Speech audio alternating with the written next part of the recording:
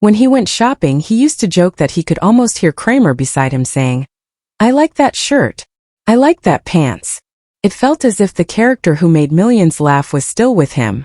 But the man behind that character, Michael Richards, watched his world collapse in just over 2 minutes on a stage at the Laugh Factory. What he thought was just another tough crowd turned into a moment that destroyed his career. Someone shouted the wrong thing at the wrong time, and Richards lost control, spewing words that could never be taken back. Video showed him grabbing the stage lights in fury, face flushed, voice cracking. That same night, club owner Jamie Masada banned him for life. Jerry Seinfeld tried to help, but even his support could not undo the damage. And Richards's televised apology on Letterman only made everything worse. Michael Richards was born on July 24, 1949, in Culver City, California, and from the beginning his life carried a strange heaviness. His mother, Phyllis Nardozzi, worked as a medical records librarian and tried to give him a simple childhood. But she was keeping a secret. She told him that his father, William Richards, had been an electrical engineer who died in a car accident when he was a toddler. She repeated that story until it became part of who he believed he was. But none of it was true. The real story was that she had been assaulted in 1948 and became pregnant as a result. Abortion was illegal and dangerous. She was alone, and she decided to raise him herself. She invented the name Richards for his birth certificate in an attempt to protect them both. The truth came to him in the late 1980s, when he hired a private investigator to learn about his supposed father, only to discover the man never existed. When he confronted his mother, she broke down and told him everything. He later said it felt as if the ground had disappeared beneath his feet.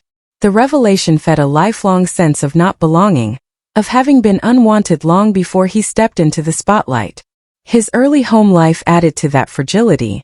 He grew up in South Los Angeles with his mother and a grandmother who suffered from paranoid schizophrenia. For his first 6 years, that grandmother cared for him until her illness worsened and she had to be institutionalized.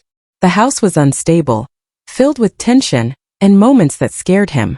He learned early that life could shift without warning, and that fear settled into him in ways he would carry for decades. But he also found light in unexpected places.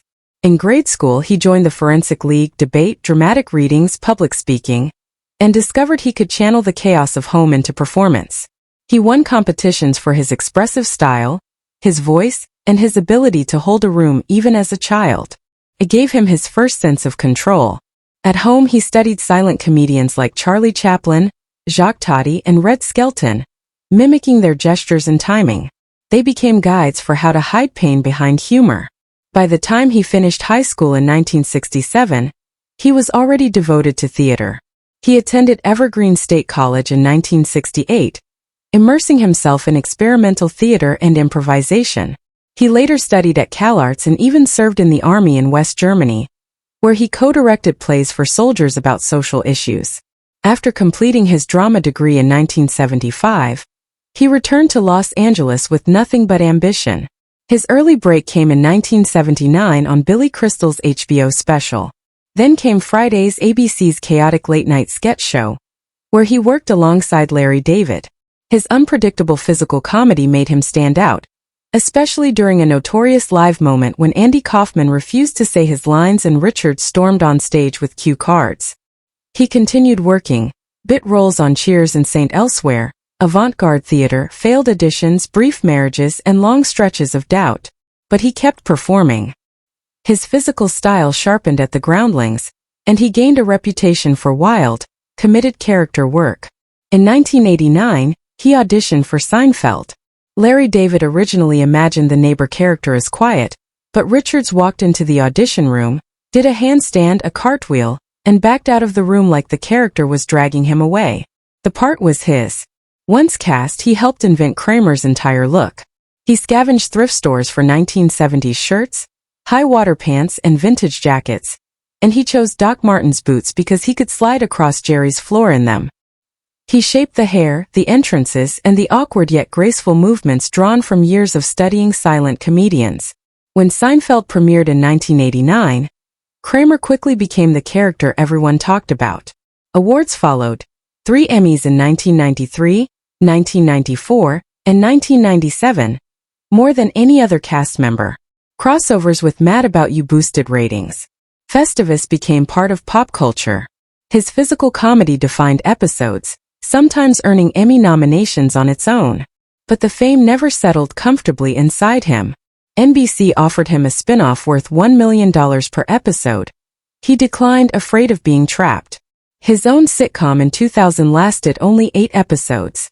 Critics claimed he could not escape Kramer's shadow. Other film roles missed the mark, and the term Seinfeld curse started floating around. Behind the scenes he struggled. Childhood trauma, therapy, rejection, loneliness, and anger followed him into adulthood. He lived quietly, often isolated, painting and writing instead of socializing. He turned down hosting Saturday Night Live twice because he felt the pressure would destroy him. Even during Seinfeld's success, he doubted himself. After the show ended in 1998, he tried returning to stand-up in 2005. Crowds called out, "Do the Kramer slide," and "Hey Kramer," mocking requests that hit him deeply. They touched the old fear that he was nothing without that character. That simmering frustration carried into the night everything collapsed. On November 17, 2006, Richards arrived late to the Laugh Factory. The crowd was drunk and rowdy, and his opening bit fell flat. When 2 black audience members called out to him, something snapped. He shouted at them, and within seconds he launched into a racist tirade that included repeated slurs and a horrifying reference to lynching. People began recording. His body shook, his voice cracked, and the anger that had followed him his whole life erupted on stage. After 2 minutes and 12 seconds he stormed off. By the next day the video had gone viral. The club banned him immediately. His apology on Letterman days later fell apart. An awkward moment when he used outdated language made the audience laugh, and Seinfeld had to tell them to stop. The damage was irreversible. Richards disappeared from public life, resurfacing only occasionally. A brief role on Curb Your Enthusiasm, a voice part in Rick and Morty, and nothing major. Residuals from Seinfeld kept him financially stable, reportedly around $300,000 a month, but his career effectively ended. Over the next decade and a half, he focused on therapy and family. His 2024 memoir revealed the depth of his childhood trauma and how the breakdown forced him to confront years of buried pain. He tried to rebuild himself quietly, away from fame.